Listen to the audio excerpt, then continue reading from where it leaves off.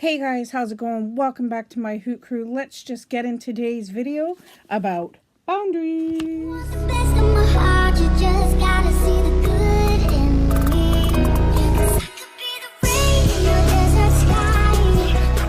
Alright, so this will be another video about boundaries, and like I do every Sunday, we are going to start on chapter 2. There are a ton more questions and things to go through in the workbook, but I'm going to be going through a lot of that stuff on my own because, like I said, I am doing this with you guys. So if you've purchased the workbook, please let me know in the comments below and let me know how things are starting to open your eyes and stuff like that. So we're going to start with chapter 2, right, like I said. And it is called, What Does a Boundary Look Like? So this will help explain what a boundary should look like to you, or maybe it doesn't. I don't know. It just depends on the person and the situation. So the parents of a 25-year-old man came to see me, Henry, with a common request. They wanted me to fix their son Joshua. When I asked where Joshua was, they answered, "Oh, he didn't want to come." "Well, why?" I asked. "Well, he doesn't think he has a problem," they replied. "Maybe he's right," I said. To their surprise, "Tell me about it." So they recited a history of problems that had begun at a very young age, and Joshua had never been quite up to snuff in their eyes. In recent years, he had exhibited problems with drugs and an inability to stay in school and find a career. It was apparent that they loved their son very much and were heartbroken over the way he was living. They had tried everything they knew to get him to change and live a responsible life, but they had failed, or what they thought they had failed. He was still using drugs, avoiding responsibility, and keeping questionable company. They told me that they had always given him everything he needed. They supported him financially at school so he wouldn't have to work, and he would have plenty of time for study and a social life. When he flunked out of one school or stopped going to classes, they were more than happy to do everything they could to get him into another school where it might be better for him. After they had talked for a while, I responded, "I think your son is right. He doesn't have a problem." You could have mistaken their expression for a snapshot. They stared at me in disbelief for a full minute. Finally, the father said, "Did I hear you right? You don't think he has a problem?" "That's correct," I said. "He doesn't have a problem. You do. He can do pretty much whatever he wants, no problem. You pay, you fret, you worry, you plan, you exert energy to keep him going. He doesn't have a problem because you have taken it from him. Those things should be his problem. But as it stands now, they are yours. Would you like for me to help you help him to have some problems?" They looked at me like I was crazy, but some lights were beginning to go on in their heads. "Well, what do you mean, help him to have some problems?" his mother asked. "Well," I explained, "I think that the solution to this problem would be to clarify some boundaries that his actions cause him problems and not you." "So what do you mean, boundaries?" the father asked. "Look at it this way. It is as if your neighbor who never waters his lawn. But whenever you turn your sprinkler system, the water falls on his lawn. Your grass is turning brown and dying, but Joshua looks down and his grass is green and thinks to himself, 'My yard is doing fine.' This is how your son's life is. He doesn't study or plan or work, yet he has a nice place to live, plenty of money, and all the rights of a family member who is doing his part, but he isn't doing his part. If you would define the property lines a little better, if you would fix the sprinkler system so that it watered your own lawn, and if it didn't water his own, he would have to live in dirt.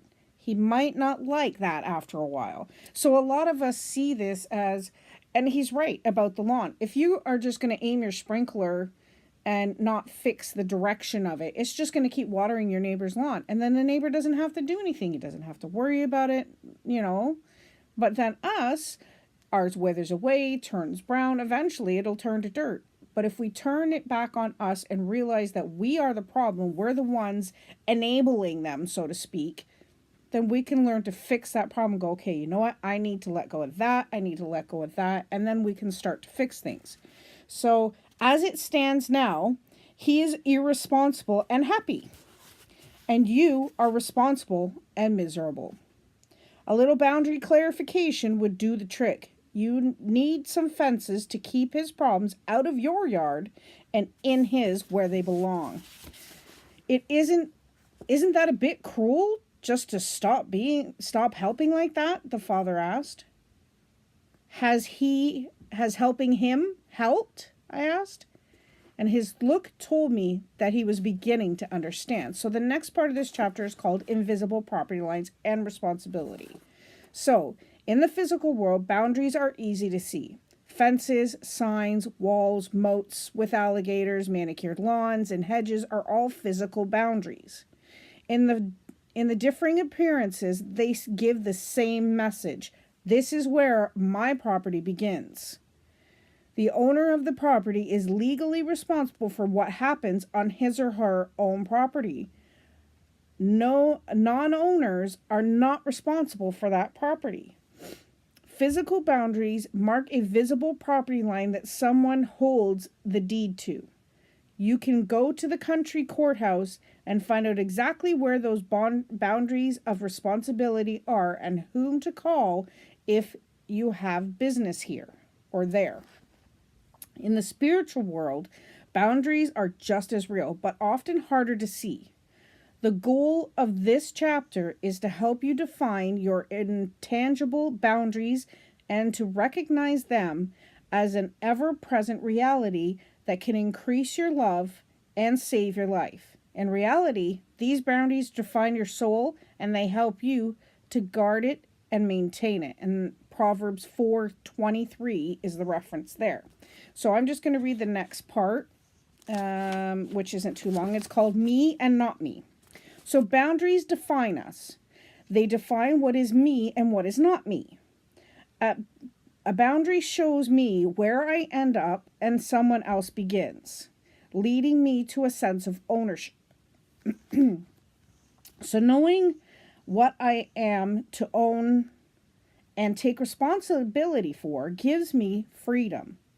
So if I know where my yard begins and ends, I am free to do with it what I like. Taking responsibility for my life opens up many different options. However, if I do not own my life, my choices and options become very limited.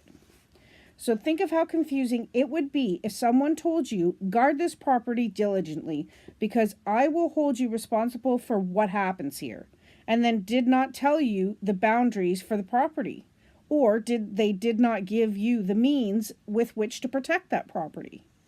This would not only be confusing, but also potentially dangerous. So this is exactly what happens to us emotionally and spiritually. However, God designed a world where we all live within ourselves.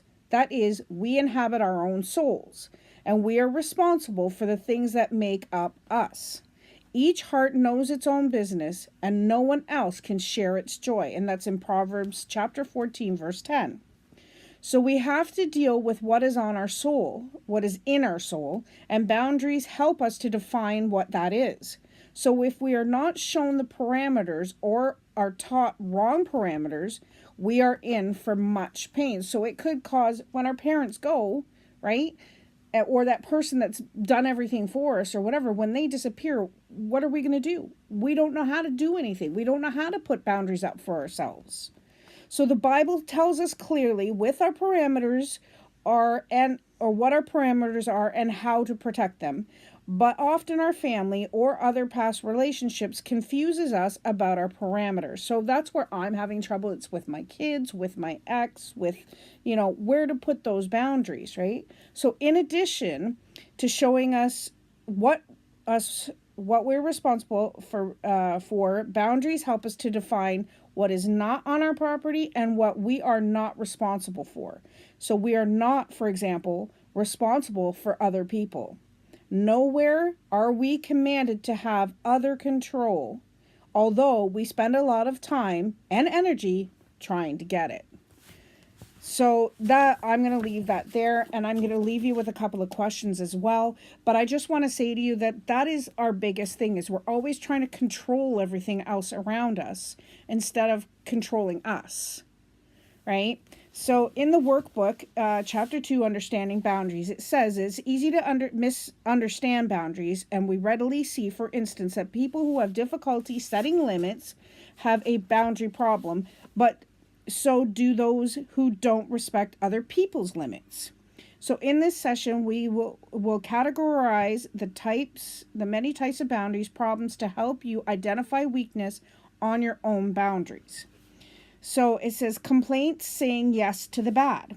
So compliant people have fuzzy and indistinct boundaries. They melt into the demands of other people and needs of other people. Complaints and chameleons. So if blah, blah, blah, blah. I keep saying complaints. It's compliance are chameleons. Their inability to say no to the bad is pervasive, and it keeps them from refusing, and even recognizing evil. So sometimes those are the people that give in to peer pressure, or their boss says, I really need you to work this Saturday, but yet you already have something on, or you have, whatever. And then we just go, oh no, it's okay. I'll do it.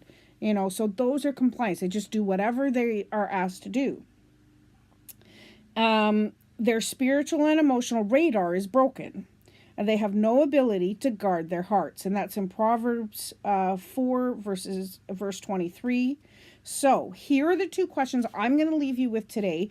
And let me know in the comments below what your answers to those questions are. Or you can even email me at thenightowl258@gmail.com. So it says, as we're growing up, what did you learn about setting boundaries and saying no? And were those things good or bad? And how did you learn that? And the second question is, when have you noticed that your spiritual and emotional radar isn't functioning well at the moment? When, for instance, you recognized evil only in retrospect? So sometimes in our heads, that little voice that tells us this is not right, we need to listen to it. That's our spiritual mind setting boundaries for us. It's, us who have to go, okay, you know what? If I don't think it's right, I'm not going to do it. And that's the way we should be. That's a good way to start setting boundaries. As soon as you hear that little voice in your head that says, you know what, you really shouldn't be doing this. It's bad. That you're going to get in trouble. You could get arrested, or you could, get grounded if you're a kid, or you could get, whatever. Those are the voices we need to listen to. And those are things I need to teach myself, to stop doing everything for my kids and realize that they're of the age now that they can start being more responsible for themselves. So anyways, yeah, I'm going to leave it there. Feel free to pause it in between the questions so that you can either write them down or just think about your answers and how that pertains to your life. This works for a Christian, non-Christian, but this is written by a Christian, and I'm a Christian, so it just kind of flows for me and stuff like that. But, anybody can use this. Trust me. Everybody in this world needs boundaries. So I hope you enjoyed this video, guys. Please leave a thumbs up on your way out. Hit the red subscribe button and the bell icon next to it, and you'll never miss another one of my videos. Guys, I hope you have an amazing day. God bless. Bye.